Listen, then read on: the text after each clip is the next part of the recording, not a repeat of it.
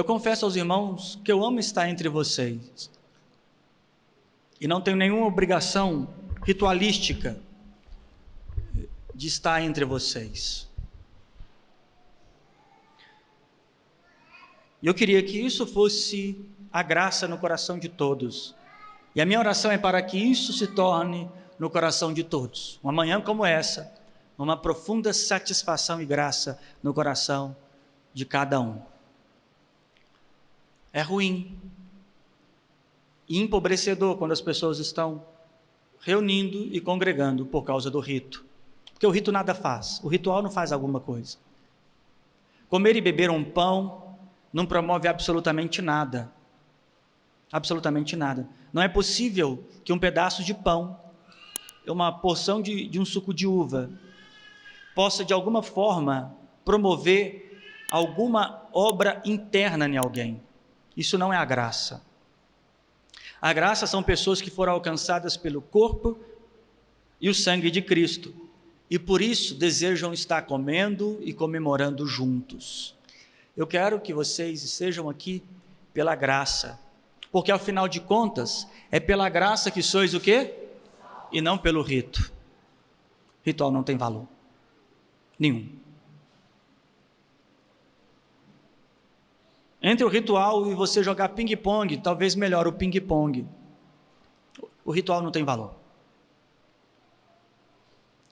Mas pela graça.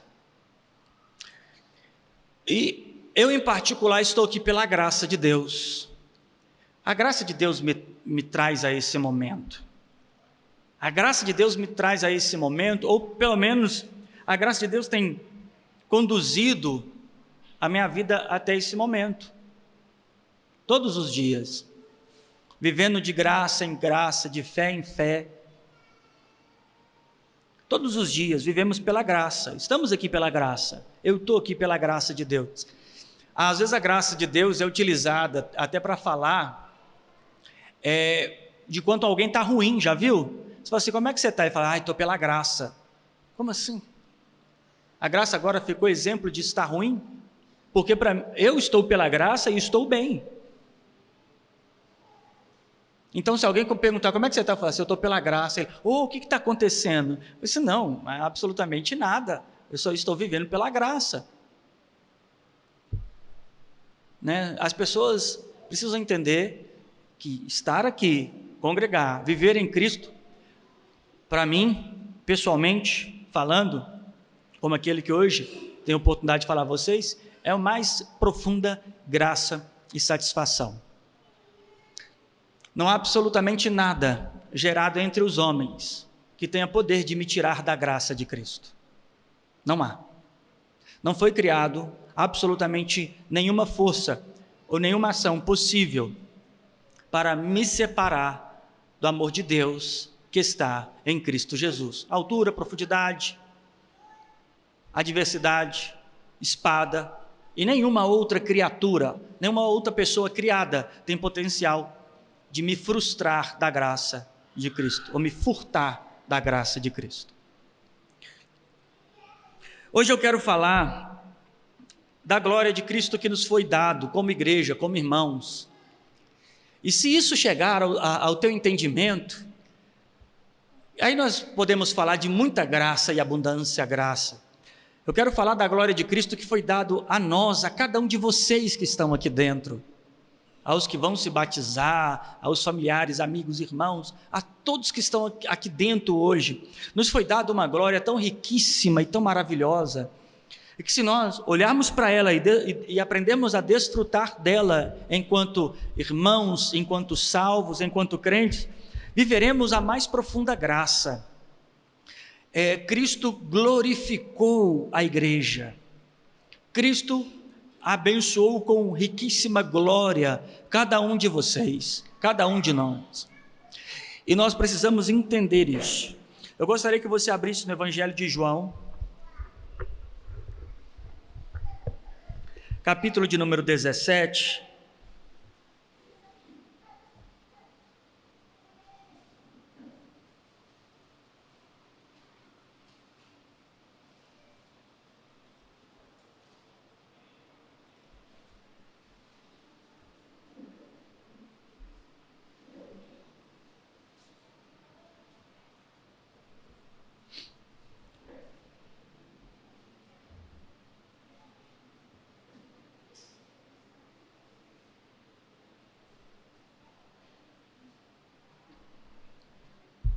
verso 22.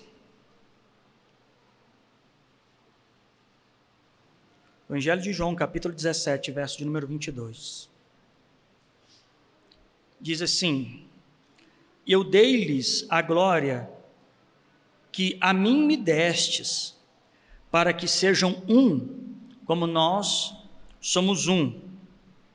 Eu neles, tu em mim, para que eles sejam perfeitos em unidade, e para que o mundo conheça que tu me enviastes a mim como tu amastes a mim, como tens amado a eles. Ou enviastes a mim e ao mundo, verso 23, eu neles, tu em mim, para que neles sejam perfeitos em unidade, e para que o mundo conheça que tu me enviastes a mim, e que tens amado a eles, como tens amado a mim, para aqueles que me destes, quero que, onde eu estiver, também eles estejam comigo, para que vejam a minha glória que me destes, porque tu me há amado antes da criação do mundo. Vou ler o verso 24 de novo. Pai, aquele que me destes, quero que esteja, aquele que me deste, quero que onde eu estiver, também esteja comigo, para que vejam a minha glória que me destes, porque tu me há amado antes da criação do mundo. Vamos orar? Pai, te damos honra, glória e louvor. Sabemos, ó Deus, que é o Senhor e não nós, que o Senhor que fez toda esta tão grande obra maravilhosa. Ó Deus, a igreja é a reunião dos incapazes, a igreja é a reunião daqueles que não podem, sendo capacitados, ó Deus, e fortalecidos pelo Senhor. E aqui estamos, ó Deus, fracos, limitados, frágeis. Dai-nos a compreender a riqueza desta glória, ó Deus, a esperança, ó Deus, do Senhor em nós, da maravilha que é o Senhor em nós. Permita que nesta manhã, ó Deus, os meus irmãos, juntamente comigo, possamos ser acrescentados pelo poder da Tua palavra. Em nome de Jesus. Amém. A oração do nosso Senhor Jesus com os seus discípulos, ele tem o cuidado de falar sobre a oração dele, e João descrever essa oração é importante para entendermos qual é o verdadeiro sentimento do Senhor Jesus. Afinal de contas, quando nós oramos, é na oração que nós demonstramos o nosso verdadeiro sentimento, expressamos os nossos sentimentos. O Senhor Jesus é verdadeiro em toda a sua maneira de viver, e nada mais lúcido e explícito do que na sua oração. E a oração dele normalmente a oração ela tem o propósito de apresentar as intenções. Às vezes as obras que nós executamos, as ações que nós executamos, não fica claro para as pessoas ao nosso redor o que queremos. Mas quando nós somos transparentes, claros, isso fica mais nítido. E a oração tem este aspecto de deixar muito claro, porque normalmente a oração ela pressupõe a pessoa apresentar as suas intenções. E dentro da oração do Senhor Jesus, entre muitos aspectos, ele mostra a intenção da obra, que era glorificar o Pai, Cristo ser glorificado, porque o Cristo glorificou, e depois ele, com esta glória, glorificar a sua igreja. O versículo 1 ele diz assim, versículo 1, Jesus falou estas coisas E levantando os olhos aos céus, disse: Pai, é chegada a hora. Glorifica quem? Teu filho, para que também o teu filho, o quê? Te glorifique a ti. Assim como lhe deste poder sobre toda a carne, para que dê a vida eterna a todo quanto lhes destes. Então, o Senhor Jesus está falando de uma glória recíproca. Ele está dizendo assim, ó, me glorifique para que eu te glorifique. E ele fala de uma glória que vem a ele, e ele vai glorificar ao Pai com esta glória. A glorificação de Cristo está no cumprimento de toda a obra. A glorificação de Cristo não significaria, ou não significa, Deus enaltecendo Jesus com palavras. Houve um momento que o Senhor Jesus foi batizado por João Batista, e ele saiu das águas, o Espírito desceu sobre ele, e o Senhor dos céus, o Pai disse ao Filho: este é meu Filho, a quem eu tenho comprazo. E essa não era a grande glorificação. No Monte da Transfiguração, o Senhor Jesus também tem a face manifestada em glória, e os céus diz: olha, esse é meu Filho amado, a ele escutai. E mesmo assim essa não representa a glória, porque depois desses dois eventos, o Senhor Jesus pediu para ser glorificado. Glorifica o teu Filho, para que também, glorifica o teu Filho, para que também o teu Filho te glorifique. Então o Senhor Jesus está dizendo assim, olha, dei-me a glória, para que através desta glória o Senhor seja glorificado, o Pai seja glorificado.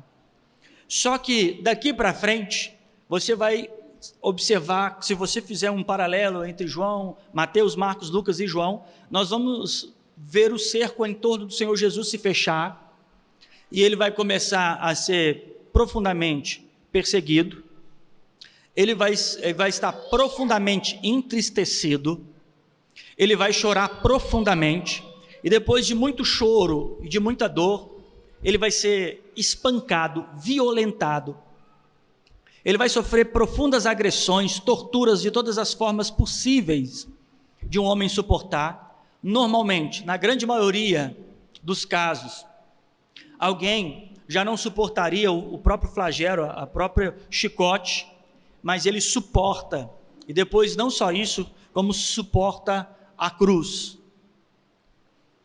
Então, a partir do momento que ele diz, me glorifica, as perdas e os prejuízos sobre a vida do Senhor Jesus ficou mais evidente. Ele foi humilhado, foi traído, foi abandonado pelos seus. Não havia nenhum discípulo, não havia um discípulo na cruz da direita e nenhum discípulo na cruz da esquerda. Não havia nenhuma das pessoas que frequentaram os mesmos lugares, que contemplaram o seu triunfo, que viram as suas obras. Quem estava à sua direita e à sua esquerda não era nem Pedro e nem João.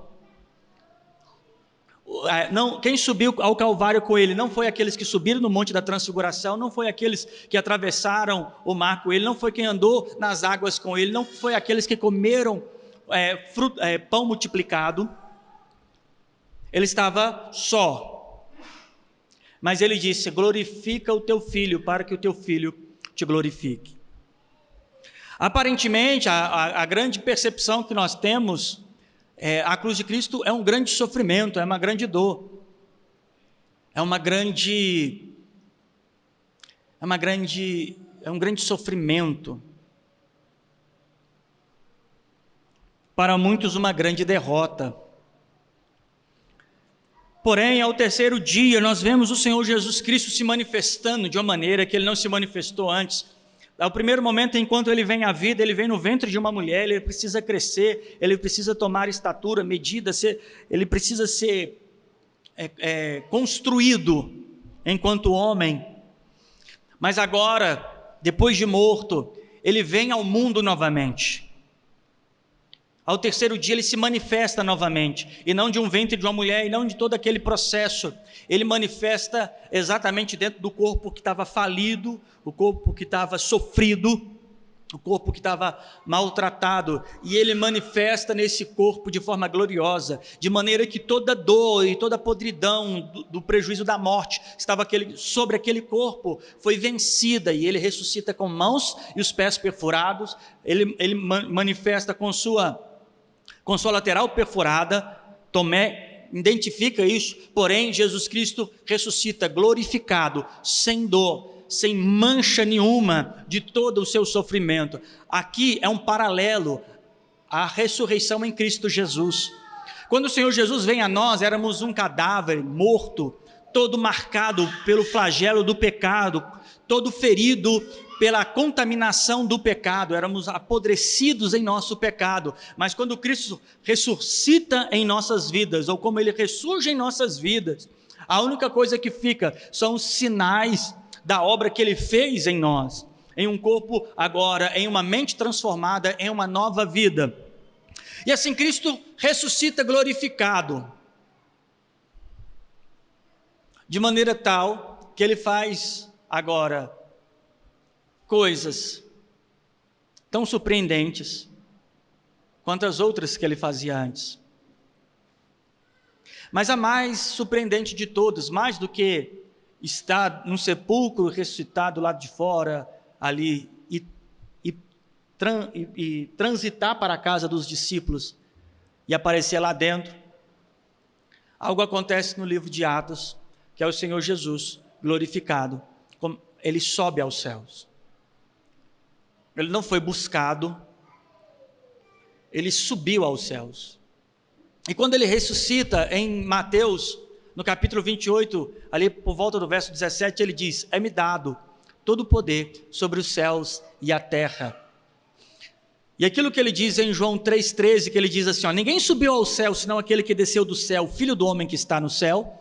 Agora em Atos capítulo 2, ele com poder de subir aos céus, como em Mateus 28, ele diz, eu tenho todo o poder sobre os céus e sobre a terra. E Ele, espontaneamente, Ele sobe aos céus. Estevão viu Ele à destra do Pai, João o viu. Paulo chega a dizer, olha, são coisas tão inefáveis, tão deslumbrantes, que a descrição disso é impossível. A descrição da glória eterna de Cristo é impossível descrever. Tudo que João descreveu não é a exata imagem, é tudo uma linguagem de uma glória indescritível, de uma ressurreição indescritível, de uma eternidade indescritível. O Senhor Jesus ressuscitou em glória, em mais profunda glória. Está estabelecido nos céus, de maneira tal que ninguém pode tirá-lo, ninguém pode removê-lo, mudá-lo de lugar, ninguém pode depô-lo, ninguém pode fazer absolutamente nada. É uma obra consumada. Ele morreu, ressuscitou, está no céu. E Ele disse, olha, me glorifica, porque eu irei te glorificar. E o Pai o glorificou, o ressuscitando ao terceiro dia, como diz Paulo em Romanos capítulo 6, o Espírito que ressuscitou Cristo dentre os mortos, o Espírito de Deus, ou como ele chama, o Espírito de Cristo, ele foi ressuscitado entre os mortos e glorificado, de maneira tal que ele está à destra do Pai, onde ele vai julgar vivos e mortos. Cristo está tão glorificado que o destino de cada uma das pessoas que estão aqui dentro e lá fora, passa pelo crivo da decisão de Cristo Jesus. É Ele que separa bode das ovelhas, joio do trigo. Toda a autoridade se concentra nele. Cristo foi glorificado. E aquele homem que estava fragilizado, sendo levado daqui para lá, espancado por um, batendo por outro, pregado por um, arrastado, todo humilhado, agora ele está sentado à destra do Criador. Isso significa que ele é parte do Pai e ele tem o fator decisivo na alma de cada um que está aqui dentro, cada um de vocês, cada um de nós, cada uma das pessoas que estão aí fora, dependem, crendo ou não crendo, de um Jesus glorificado. Em Filipenses capítulo 2 diz que ele se esvaziou de si mesmo, tomando forma de servo e de homem, sendo obediente até a morte de cruz, pelo que Deus o exaltou soberanamente, lhe deu um nome sobre todo nome, para que ao nome do Senhor Jesus todo joelho se dobre e toda língua confesse a Ele. Ou seja, ele foi glorificado. Não interessa se todos nós aqui deixarmos de crer em Jesus hoje, mesmo assim, todos nós estamos debaixo do crivo de sua autoridade, porque ele foi glorificado. Ele cumpriu o propósito do Pai, e para ser glorificado, ele sofreu a mais dura pena. Cristo sabia que a glória a qual era necessária sobre ele requeriria um trajeto, uma via, um caminho de profunda dor e sofrimento. E diz o autor aos Hebreus que pelo gozo que lhe estava proposto. Hebreus 12, 2, ele diz assim, olha, pelo gozo que lhe estava proposto, ele sofreu a cruz e suportou as ofensas. Cristo sabia a proporção do que foi oferecido, a glória que lhe foi oferecida. Se Cristo... É aí que eu quero que você entenda. O Senhor Jesus não estava tentando fazer a vontade do Pai ou tentando descobrir a vontade de Deus. Não, ele sabia muito bem o que o Senhor queria e como deveria ser feito. E assim ele fez. E ainda que isso custou-lhe a vida, mas o Pai o glorificou. Consequentemente, o Senhor, o Criador, o Deus Todo-Poderoso, através da obra de Cristo, ele é glorificado. Cristo à destra do Pai, Cristo subindo aos céus, como Cordeiro, como Senhor, como templo da eternidade, como diz em Apocalipse, como juiz de vivos e mortos, é a glória do Pai. Deus foi glorificado em Cristo. Só que depois ele diz, no verso 22 ele diz, eu dei-lhes a glória que tu me destes. Bom, o Senhor Jesus tem duas glórias bem específicas. É que nós precisamos entender o que essa glória representa. A glória que ele fala do versículo 1 é de sua ascensão, de sua glorificação, do cumprimento, da consumação de todas as coisas e o seu triunfo. Existe uma glória que antecedia isso, e que ele diz, olha, eu dei a glória que tu já me deu. A glória que tu me destes eu dei a eles. Existem duas glórias específicas. E é sobre isso que eu quero dizer. Se você não entender a distinção destas coisas, você nunca será glorificado com o Filho. Então vamos entender aqui. Vamos ver que glória que Cristo recebeu antes. No mesmo Evangelho de João, no capítulo de número 1,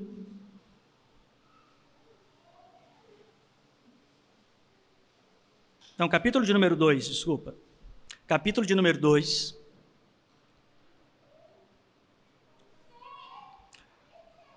O verso de número 10.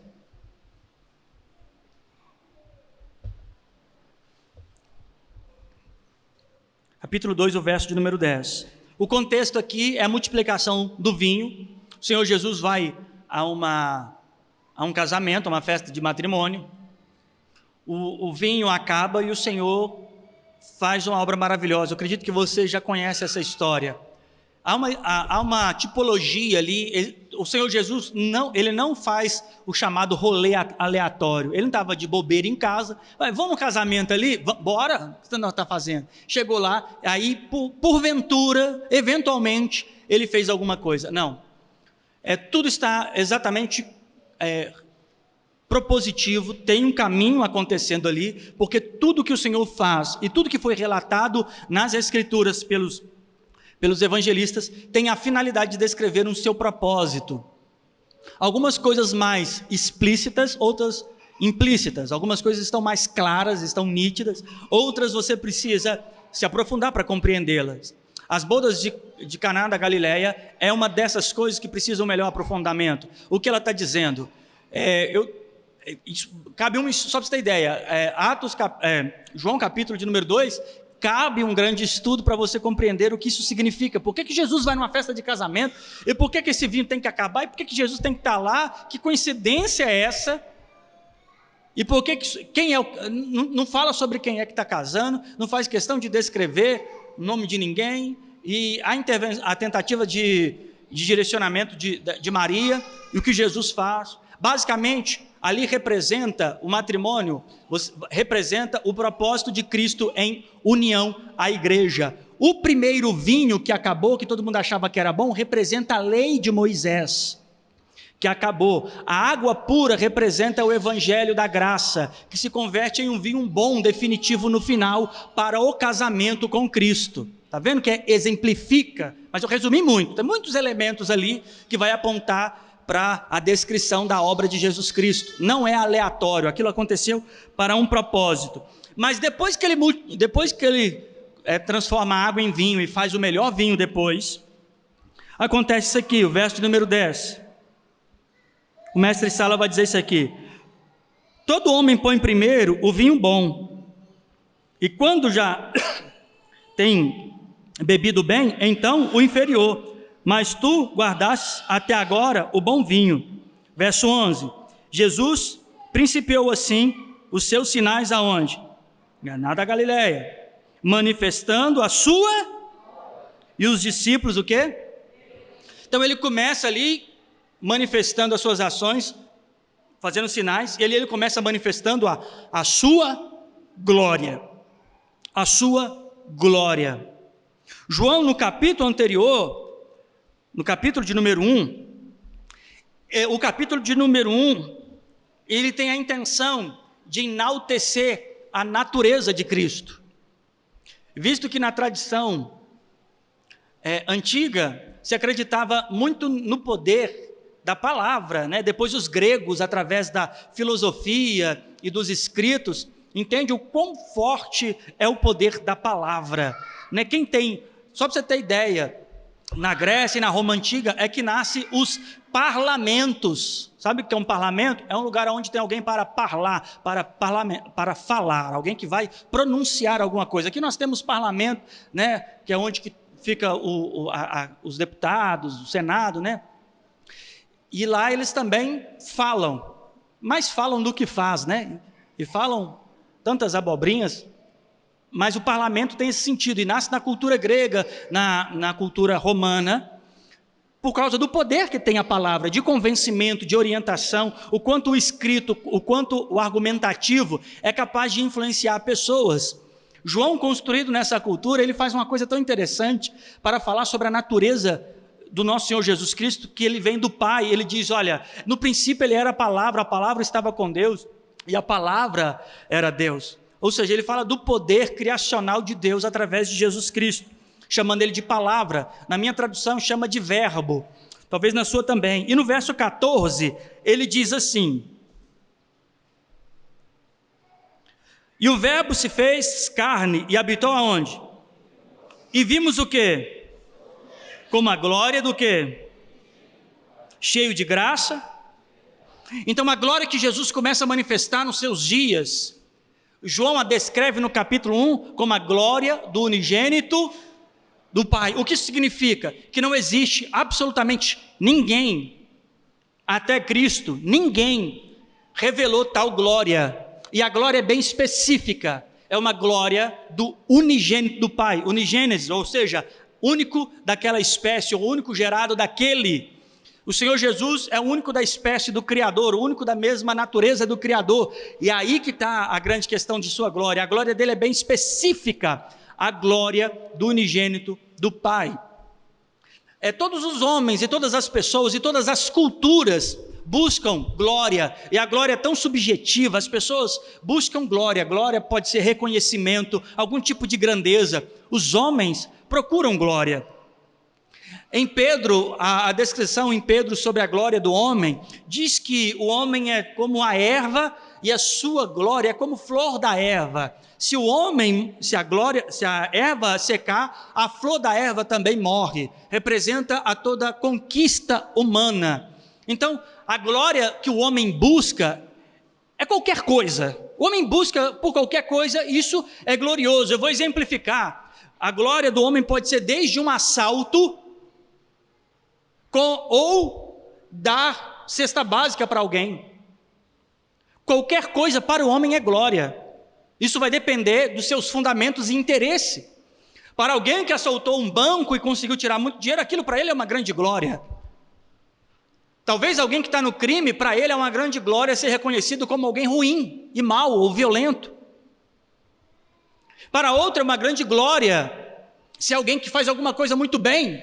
Ele é especialista em alguma coisa, ele consegue concluir alguma coisa muito bem, e para isso é uma grande glória. A glória do homem pode ser qualquer coisa, e não interessa, isso está baseado muito no fundamento de quem o homem é, de sua moral, de sua ética, de sua lógica. Glória do homem é qualquer coisa.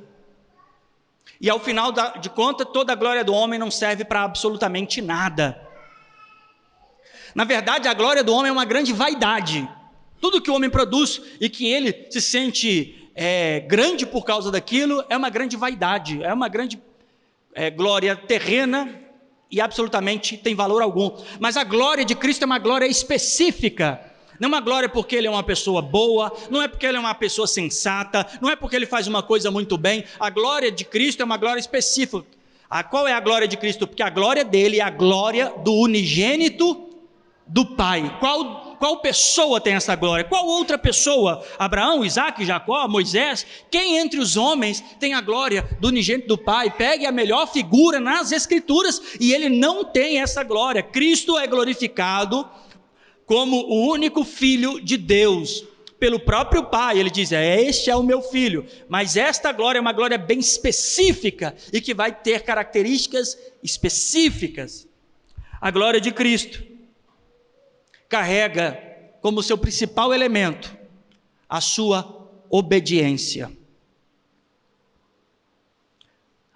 A principal característica que define a glória de Cristo é sua obediência. Ele chega a dizer a Pilatos, olha, para isso eu vim ao mundo. Vem aqui comigo no Evangelho de João.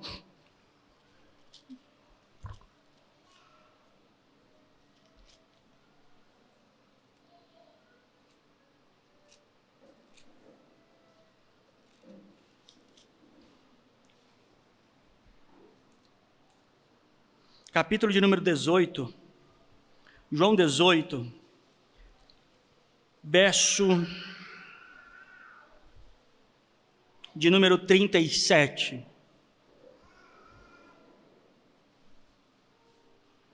Diz assim: disse-lhe, pois, Pilatos, logo tu és rei? Respondeu Jesus, tu dizes que eu sou o rei. Eu para isso quê?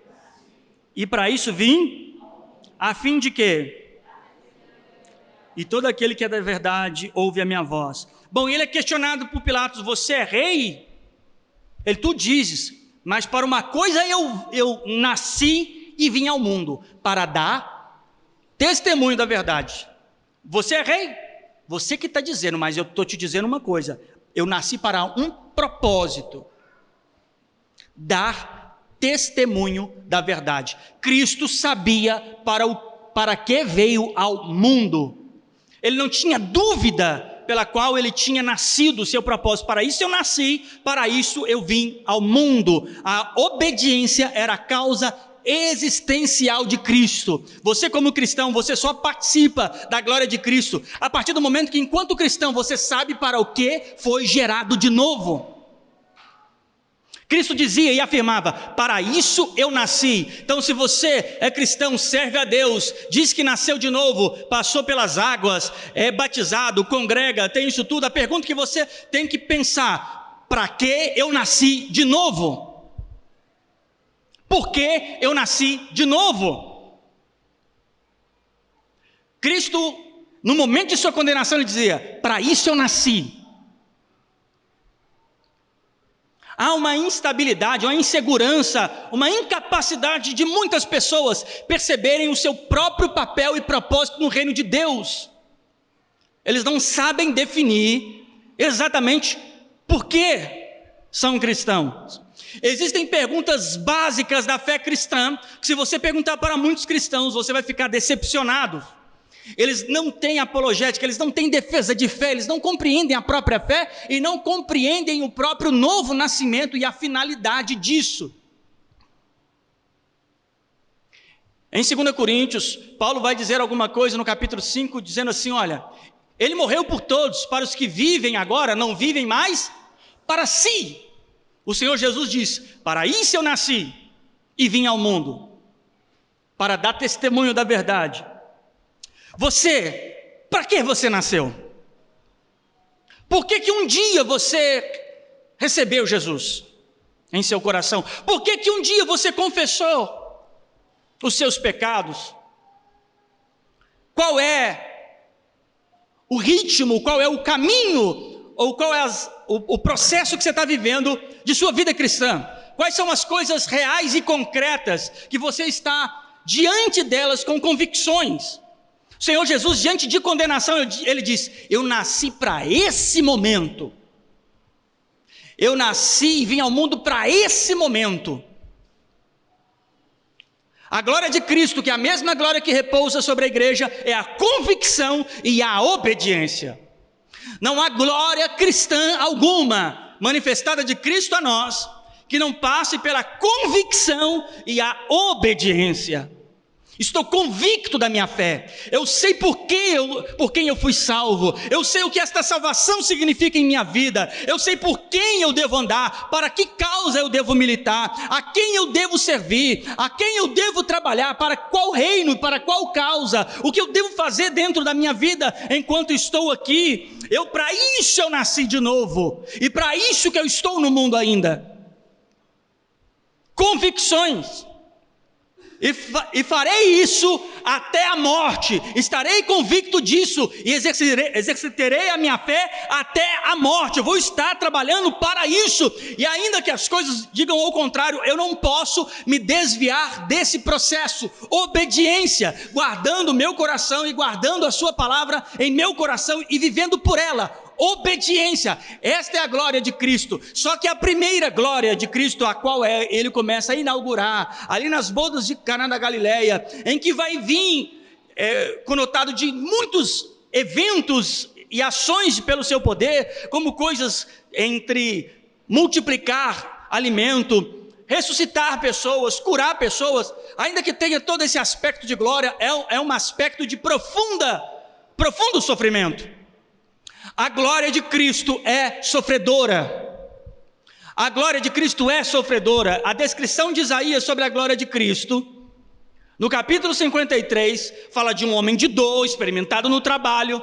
Enquanto nós vemos eventos acontecendo na descrição dos evangelhos, como cura, como andar sobre as águas, multiplicar alimento, fazer sinais e prodígios, Isaías dá ênfase a uma característica bem específica. É um homem de dor, cujas pessoas o rejeitavam.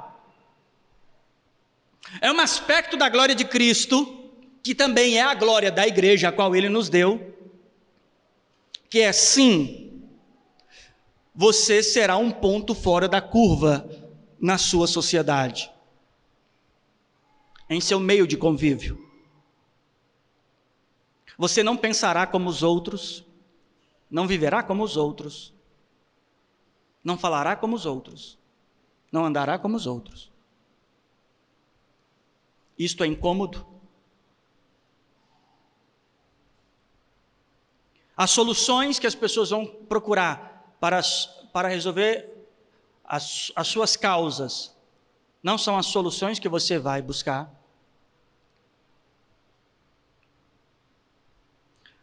O Senhor Jesus passa a ser perseguido, o Senhor Jesus passa a ser caluniado, o Senhor Jesus passa a ser defamado.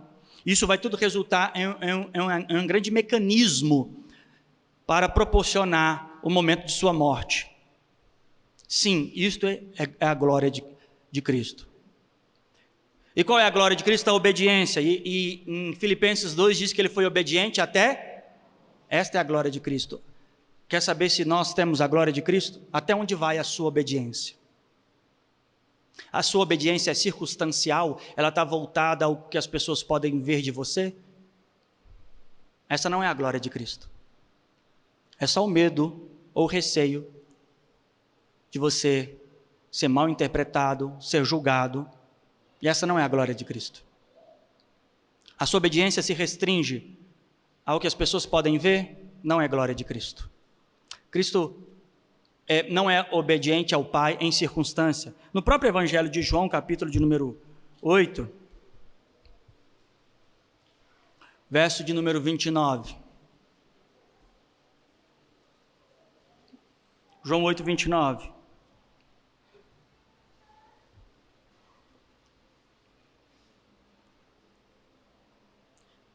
Aquele que me enviou está, o Pai não tem me deixado só, porque faço sempre o que? Essa é a glória de Cristo. Você acha que Cristo entraria num conflito das coisas que Ele gosta com a vontade do Pai? Você consegue imaginar Jesus em algum conflito existencial dizendo, mas eu gosto tanto disso. Será que o Pai não vai aceitar isso? Você imagina Jesus tentando fletar com seus interesses e o interesse do Pai em sua salvação? Ele diz, não, eu faço sempre ou só o que lhe agrada. Você imagina qual foi o desafio de Cristo para glorificar o Pai? Muitos de nós já vivemos muito mais do que Jesus viveu entre os homens. Nenhum de nós sofreu sequer absolutamente nada do que ele sofreu. Enquanto ele estava obedecendo ao Pai, com o propósito de salvar pessoas desobedeciam o Pai e não queriam a sua salvação, o rejeitavam. Ele diz, faço sempre o que agrada ao Pai. Ele não quis agradar os seus discípulos. Em um momento, em uma pregação dura, quando todo mundo foi embora, os seus discípulos chegaram e disseram, e vocês não vão embora também não? Ele estava dispensando quem quisesse ir embora. Ele não está falando assim, pelo amor de Deus, vocês não vão me deixar, hein? Estou contando com vocês. Eu escolhi vocês a dedo. Não, ele disse, vocês não querem ir embora também não?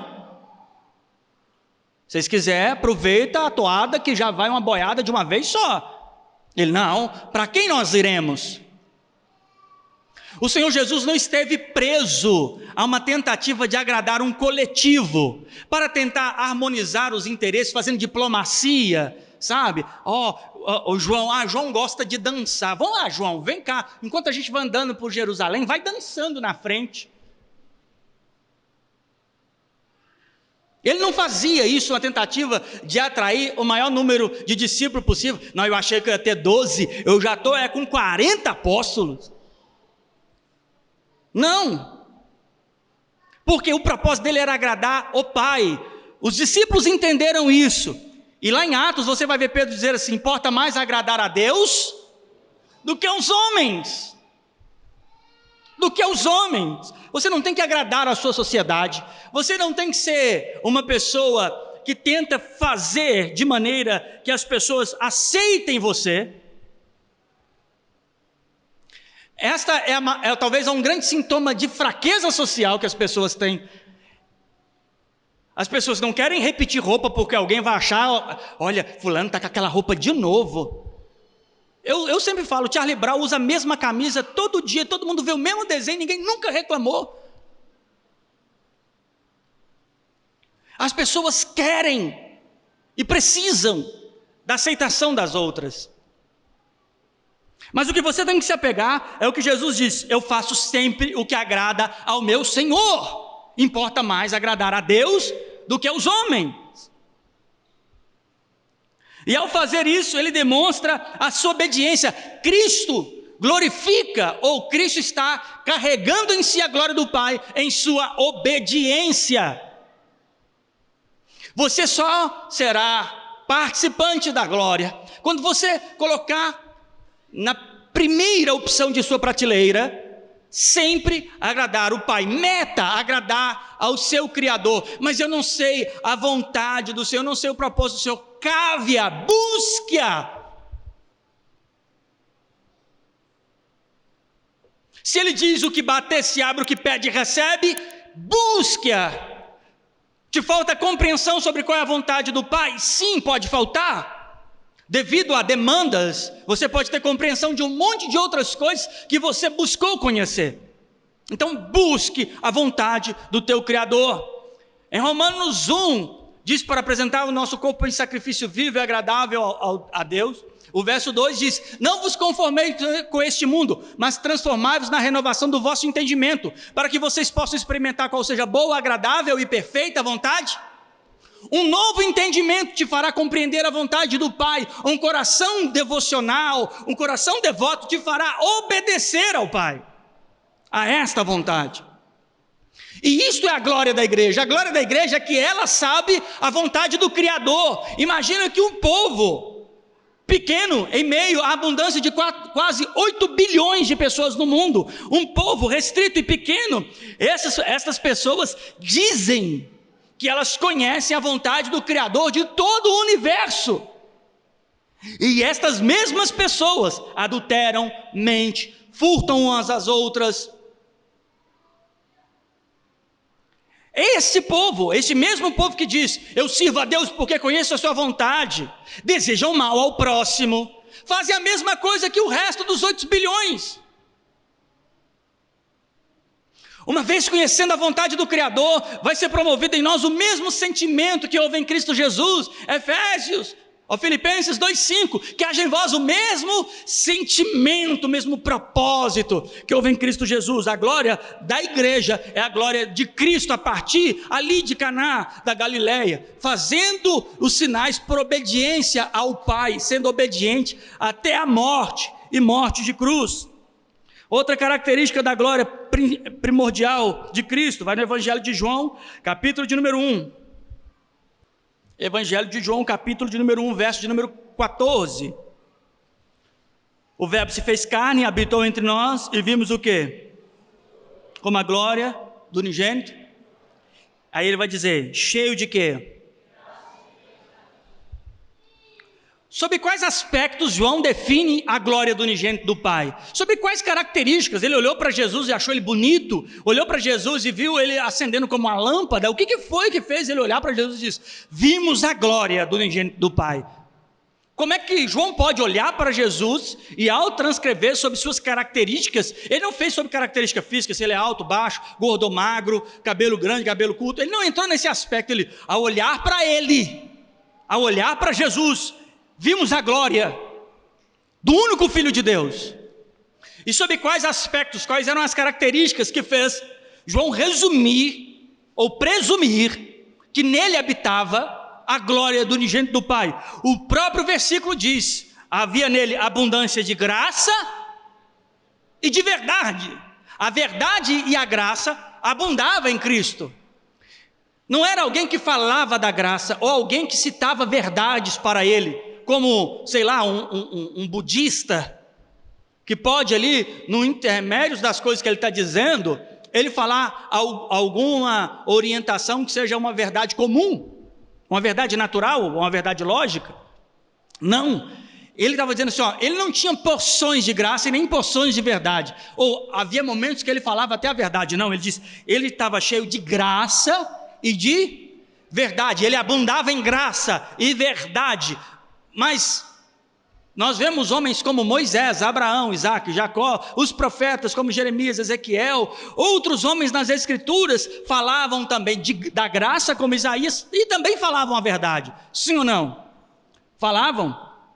Abraão é um homem que desfrutou e presenciou a obra da graça no livramento do próprio filho, na capacidade da sua esposa gerar filhos já na sua velhice.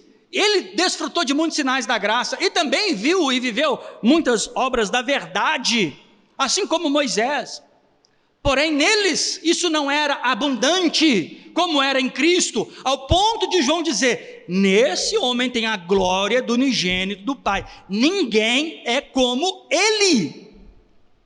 Que tipo de graça é essa manifestada em Cristo, que o fez ser notado como alguém glorioso? E qual tipo de graça precisa repousar na igreja, para que a igreja seja vista como gloriosa? E quando eu falo igreja, eu não falo de denominação. Deixa eu te dizer uma coisa: nenhuma denominação na face da terra pode ou tem essência denominacional sobre a sua estrutura para glorificar a Deus. Templo grande não glorifica a Deus. Inúmeras denominações abertas não glorificam a Deus. Ter um grande corpo pastoral também não glorifica a Deus. Nenhum tipo de ritual, nenhum tipo de cerimônia, nenhum tipo de festividade, nada disso é para a glória de Deus. É para a glória das instituições religiosas. E são elas que são enaltecidas quanto a isso. Mas para Deus, o que realmente serve como glória da igreja, o que realmente a igreja, que é o corpo orgânico, natural do Senhor, gerado nele, pode glorificar. De que forma? É quando esta igreja está abundante em graça. Cristo estava cheio de graça? Sim ou não? Paulo vai dizer em Romanos, que onde abundou o pecado, superabundou a graça. Ele está falando de uma obra regeneradora, ao ponto que toda a natureza de pecado foi frustrada, destruída, como diz Romanos 6, aniquilada, para que a obra da graça se manifeste, para que uma graça gloriosa se manifeste. Então aonde que é esta abundância de graça? Aquele que furtava, não furte mais, antes trabalhe de vida com aquele que não tem. Em paralelo ou consequentemente a isso, você pode dizer, aquele que mentia, não minta mais, mas agora só fale o quê? A verdade com seu próximo. Aquele que adulterava, não adultere mais, agora é fiel. Veja como que a natureza muda, e não é um esforço contra impulsos carnais sobre mentir, impulsos carnais sobre furtar, impulsos carnais sobre adulterar. É um impacto de regeneração de uma natureza transformada. É uma graça abundante. Você vai ver Pedro, você vai ver Paulo também dizer algumas coisas como a graça abunde em vós, superabunde em vós, ou de graça em graça. O Senhor Jesus era uma fonte inesgotável desta graça. Afinal de contas, o que é graça? A melhor definição sobre graça, porque não existe graças relativas a várias coisas. A graça é uma coisa bem específica. Só que esta graça, ela tem a tendência a ser transbordante, porque ela vem substituir o fluxo do pecado. Onde abundou o pecado, superabundou a graça. Você imagina que você tem um balde cheio de água, que você passou pano, aquela água está escura, já viu? Aí você liga uma torneira ali, forte, uma mangueira, e aí vai enchendo, vai transbordando, o que vai acabar acontecendo com aquela água que estava escura ali dentro? Vai ficar água clara, porque onde abundava o pecado, a graça é uma fonte, cuja o rebento desta fonte acontece no Calvário. Assim como Moisés, lá no deserto, fere uma rocha para que saia água, e isso se torna para nós como um rio de águas vivas. Cristo na cruz é a rocha ferida pela lei. Lei é Moisés.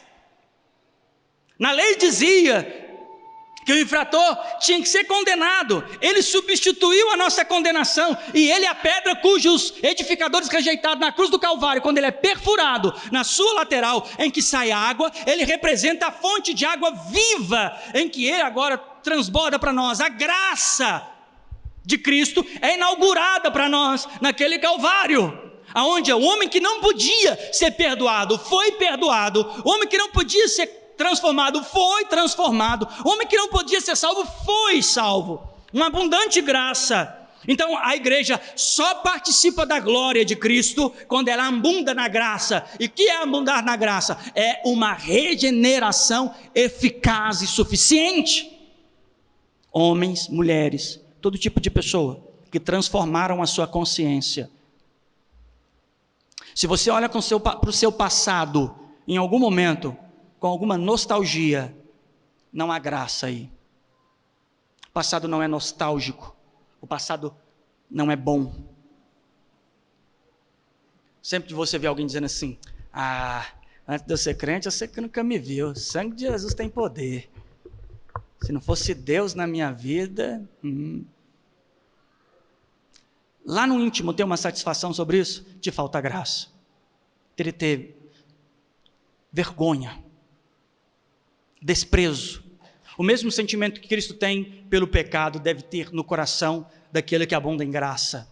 Ele não pode olhar com satisfação para o passado. Não há uma boa memória nas coisas que eu fazia. E por mais superficiais e insignificantes que eram contra o meu Criador. Não há amor e nem saudosismo, nostalgia alguma. Eu não fui um adolescente bom, eu não fui um jovem bom. O meu passado não é uma recompensa que eu quero de volta. Deteste o seu passado, deteste o pecado. Olhe para ele e diz assim: como eu pude ser assim? Isto é sintoma de graça. Porque você rejeita exatamente aquilo que Deus rejeitou. Se você ainda ama em algum aspecto, tem nostalgia ou saudosismo por coisas que Deus rejeitou, você ainda não rejeita as coisas que o teu Salvador rejeita. Isto é ausência de graça.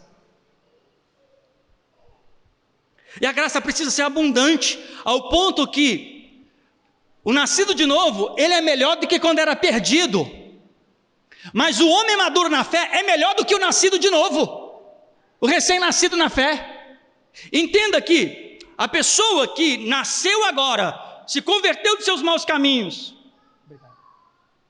se convenceu e se converteu dos seus maus caminhos, ele é uma pessoa melhor do que o pecador que ele era, mesmo com todas as coisas que ainda não sabe, mesmo ainda com vários vícios e automatismos de pecado que ele tem, ele ainda é melhor do que era o homem pecador, porque agora reconhece seus pecados, se arrepende, tem tido um anseio de ser aperfeiçoado. Porém, o homem maduro na fé é melhor do que o novo convertido. Então, se você ainda tem nostalgia do princípio da sua fé, também é um problema. Porque Paulo diz em 1 Coríntios capítulo de número 13, que quando ele era menino, ele falava como menino, andava como menino, discorria como menino. Agora que ele é homem, ele busca as coisas de homem. Existe o processo do neófito a chegar ao homem maduro, perfeito, sendo cada dia aperfeiçoado em Cristo. Esta é a demanda do reino de Deus, em Efésios capítulo de número 4, para que cheguemos à estatura de Cristo. Então, se você tem nostalgia de algum passado do princípio da sua fé, que representa para você muito mais valores do que você tem agora, existe um grande problema, um problema sério em seu aperfeiçoamento de fé.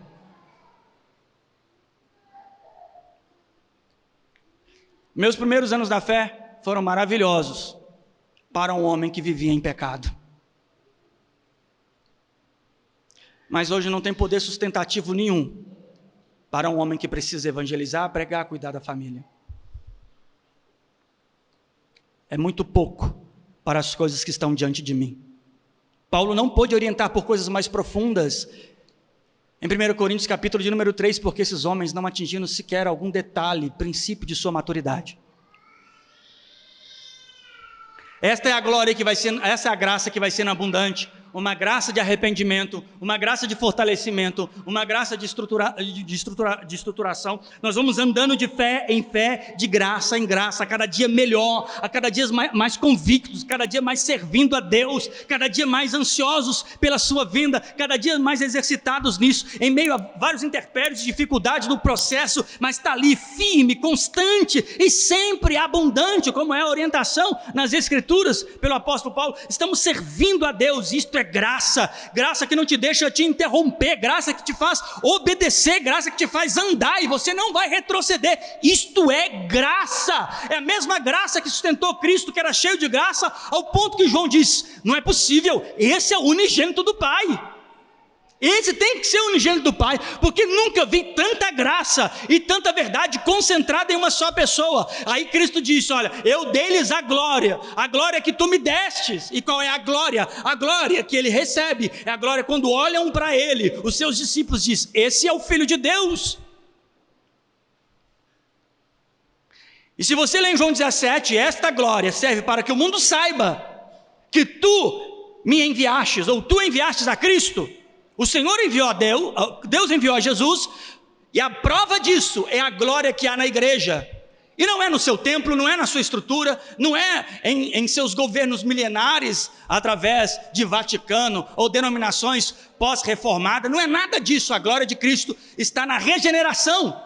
Cada indivíduo é parte de um tijolo de uma construção muito maior que qualquer denominação. O conto histórico das denominações é a igreja de Cristo sendo construída ao longo do tempo sobre a vida de cada pessoa. Cada um de vocês representa a partícula da construção gloriosa e grandiosa chamada igreja, cujas portas do inferno não podem prevalecer contra ela, cujo pecado não tem mais domínio. Isto é a glória. E também diz que além de ser cheio de graça, também é cheio de quê? Verdade. A verdade é fundamento da glória da igreja. As Escrituras chegam a dizer: não mintais contra a verdade. Não mintais uns aos outros, porque já despide do velho homem com seus feitos. A verdade, afinal de contas, a verdade ela está baseada em nossa sinceridade, legitimidade, pessoas que são reais, uma fé real. Sabe o que fizeram com a fé em Jesus Cristo? Fizeram dela uma poesia, uma ilusão, em que você tem que entorpecer as pessoas para que elas fiquem na fé. Vejam como as pessoas precisam ficar na fé. Tem que ter evento. Faz um evento aí. Como que faz para juntar os jovens? É muito fácil, faz um evento. Como faz para juntar mais a igreja? É um evento. Um grande evento. Ou a teologia, vai mudando ela, vai fazendo de um jeito que ela vai acariciar os corações. Não é assim que nós vemos hoje em dia? Acariciar os corações. Qual é a verdade? A verdade é a franqueza, é a lucidez da fé. Aquilo que você sabe, obedece. Aquilo que você não sabe, procure aprender. Seja sincero, transparente. Tenha uma fé concreta, real. Faça orações verdadeiras, viva uma vida verdadeira, seja verdadeiro, sabe?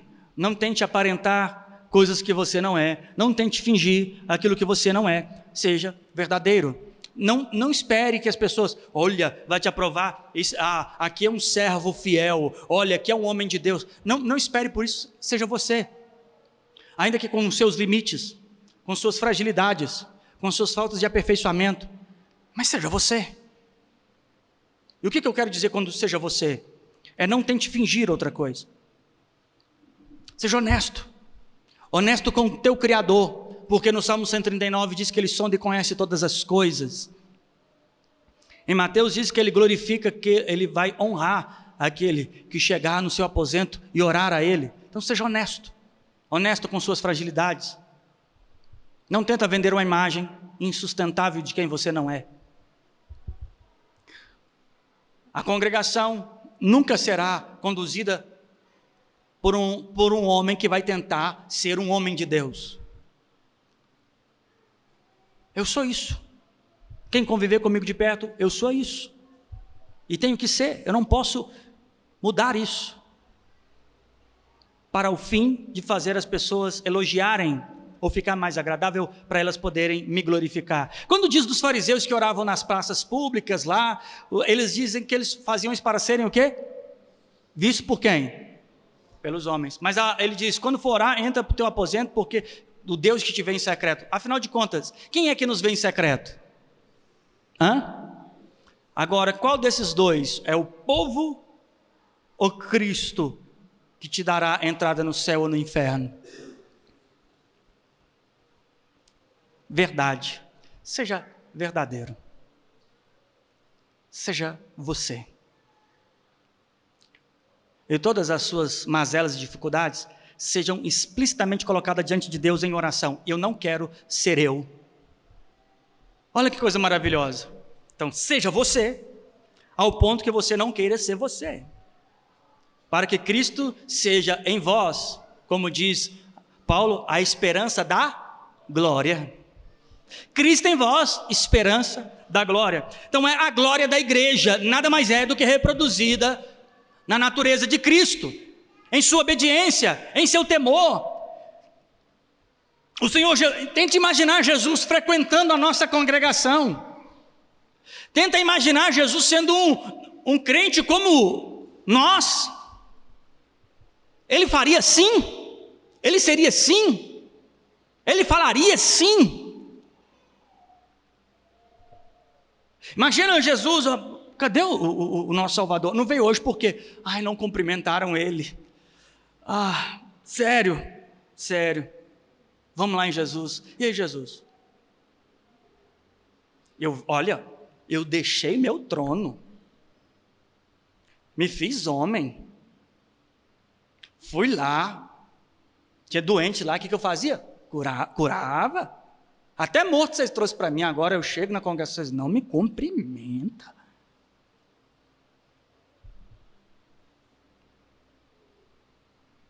Ou Jesus dando sorrisinhos, né? Os sorrisinhos falsos. Ou pode ser... Imagina Jesus assim. E por que ele não fazia isso? Simples, porque tinha a glória do unigênito do Pai. Ele não era assim porque ele tinha a glória do unigênito do Pai.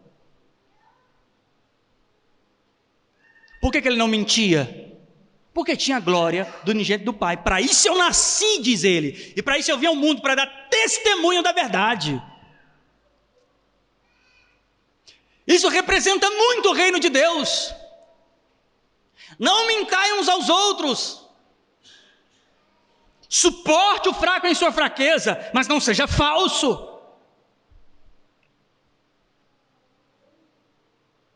Não tente equilibrar o reino de Deus com falsidade, não funciona. Seja honesto, seja transparente, seja sincero quanto à sua própria vida, as suas dificuldades, coloque ela diante de Deus, sendo específico quanto a ela, dê nome a ela, fala toda a verdade diante do teu Criador. Eu sou mentiroso, eu sou falso, eu sou adulto, os meus olhos correm apressadamente para a corrupção. Dê nome ao teu pecado, esbraveje ele, chore por causa dele, congregue com seus irmãos, viva o desafio disso, mas amando a verdade, sendo uma pessoa legítima e verdadeira. Se gerado de novo, haja e viva como um gerado de novo. Isto é a glória da igreja. Isto é a glória da igreja. E aí nós teremos a glória do unigênito do Pai. Cristo tinha essa glória. Ele glorificou o Pai com isso e disse assim no final, João 17, me glorifique para que eu te glorifique ainda. Aí Cristo morre, passa um sofrimento árduo. Não bastava tudo que ele viveu, um sofrimento árduo. Ele é torturado, moído, como diz a palavra, moído pelas nossas transgressões. Ele passa no moedor das nossas transgressões. E depois ressuscita à destra de Deus. Ele sobe, está à destra do Criador. E porque agora ele está muito mais excelentemente glorificado, porque nisso representa toda a sua obediência. E por que ele faz isso? Para que em nós seja reproduzido tal glória. A nossa glória agora é a obediência. A nossa glória agora é nós mantermos firmes até o fim, suportando todas as coisas por amor a Ele, porque a nossa glória futura é sermos um com Ele, habitarmos na eternidade com Ele, sermos parte do seu templo na eternidade, parte do seu corpo, sentar com Ele em seu trono. Qual é a nossa glória futura? A nossa glória futura é que nós teremos participação em sua natureza eterna. Qual é a nossa glória momentânea? A obediência. Saber que enquanto nós obedecemos e guardamos a sua palavra, testemunhamos da fé, sendo legítimos e verdadeiros e abundantes em graça em nossa regeneração, as pessoas crerão que Cristo é, porque viram a sua glória. A glória do unigênito na igreja, a glória do unigênito nos irmãos, em seu trabalho, em sua família, em seus amigos. A glória do unigênito está ali, naquela vida, representada na obediência. Sendo um homem, uma mulher verdadeiro. Isto é a glória. Isto é a glória de Cristo. Qual é a glória futura? Os céus vai se abrir e diz: benditos do meu Pai, servos bons e fiéis. Bons e fiéis. Entra para o gozo. a glória eterna, onde não haverá mais dor, não haverá mais lágrima, não haverá mais nenhum tipo de sofrimento, onde a excelência da presença do Criador estará difundida em nós e nós nele, nos tornaremos uma só coisa, um só elemento eterno, uma só vida eterna. Estaremos conectados ao Criador desde antes da eternidade até a eternidade por eternidade. A coisa mais absurda vai acontecer se você perseverar em obediência e glorificar a Cristo agora. Se você manifestar a glória de Cristo, Ele será glorificado através de você. Quando você é ofendido e não ofende, glória de Cristo. Quando você não paga mal com mal, mas paga mal com bem, glória de Cristo. Quando você suporta tudo por amor a Ele, glória de Cristo. Quando você ama, quando você serve, quando você ora, quando você congrega, quando você está disposto a viver os desafios, glória de Cristo. Vai por mim, você será recebido nos céus. Não é por Pedro, não é por Paulo, tampouco por mim. Será glorificado e será recebido pelo teu próprio Salvador. Você o verá como Ele é. E diz em 1 João que como Ele é, nós seremos também. Fique de pé.